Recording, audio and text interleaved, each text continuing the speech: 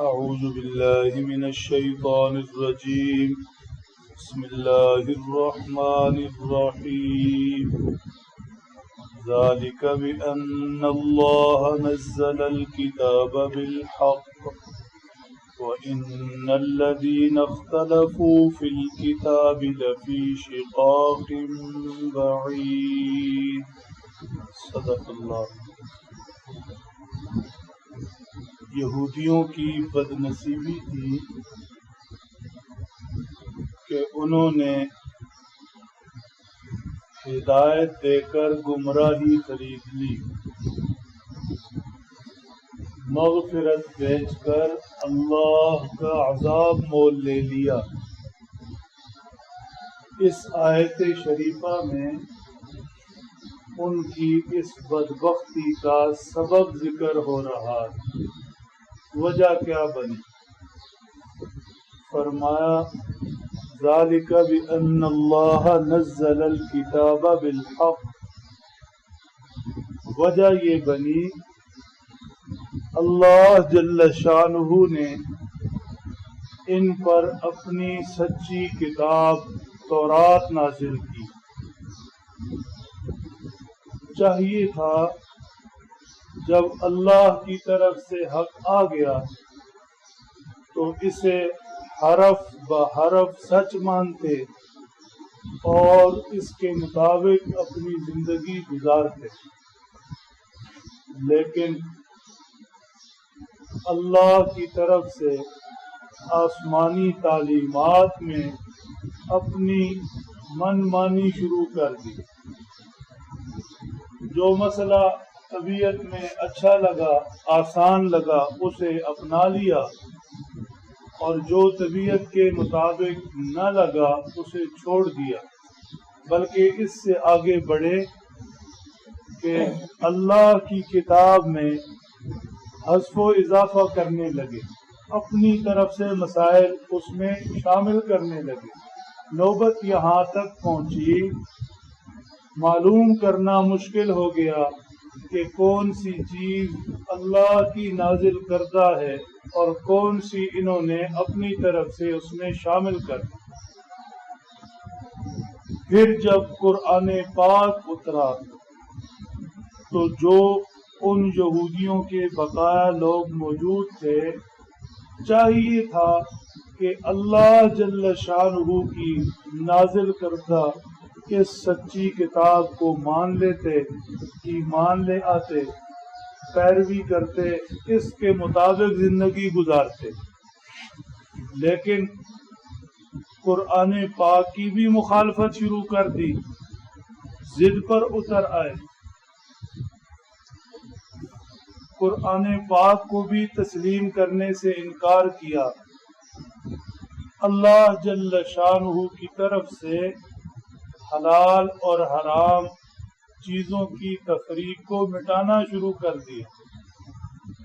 فرمایا قرآن پاک کی ضد اور مخالفت اور میں نہ مانوں کی طبیعت نے انہیں بہت دور پھینک دیا۔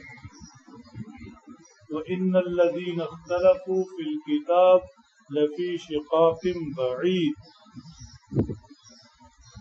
ضد، مخالفت، انکار، میں نہ مانوں کی طبیعت انہیں ایسی دلدل میں لے گئی کہ جس سے واپسی ممکن نہ رہی۔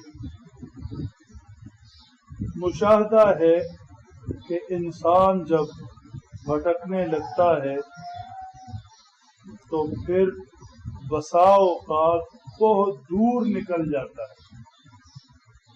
شروع سے ہی اگر ماننے والی طبیعت ہو، جو چیز حق سامنے آ گیا اسے تسلیم کر لے، اپنی غلطی سامنے آ گئی تو اپنی غلطی مان لے، اگر ماننے والی طبیعت اپنا لے تو پھر انسان سنبھلتا چلا جاتا ہے، راہ حق پر قائم رہتا ہے۔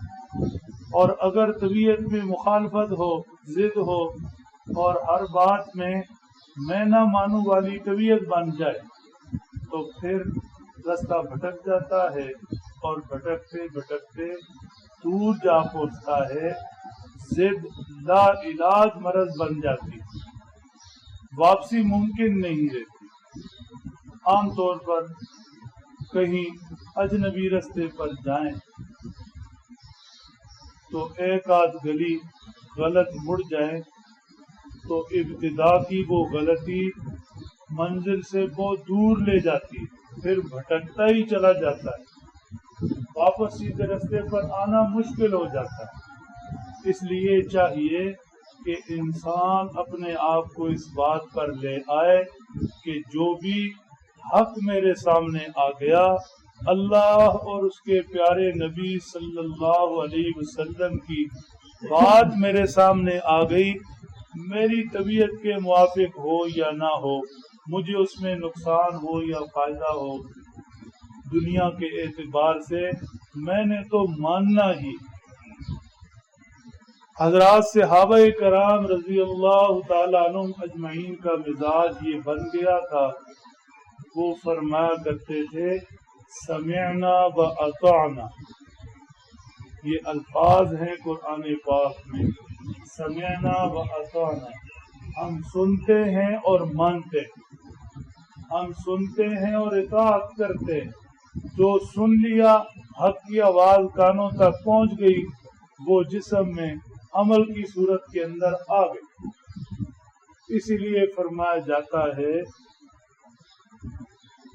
دعوت و تبلیغ کی محنت میں بڑوں اور اکابر کی طرف سے کہ اپنے آپ کو اس بات پر لایا جائے، اپنی طبیعت بنائی جائے اور بار بار یہ بولے جائے کہ ہم تو ماننے والے، یعنی خود کو یہ سمجھائے کہ میں نے تو ماننا ہے۔ ضد، مخالفت، ہٹ درمی، اپنی سہولت، اپنی طبیعت اور میرے دل میں یہ آ رہا ہے اور میرے ذہن میں یہ بات آ رہی ہے، یہ چیزیں نہیں اپنائیں، یہ چیزیں انسان کو حق سے دور لے جاتی ہیں، اور طبیعت میں ماننا ہو، تسلیم و رضا ہو تو یہ حق پر قائم رکھتی ہے۔ اللہ سمجھ دے، عمل کی توفیق۔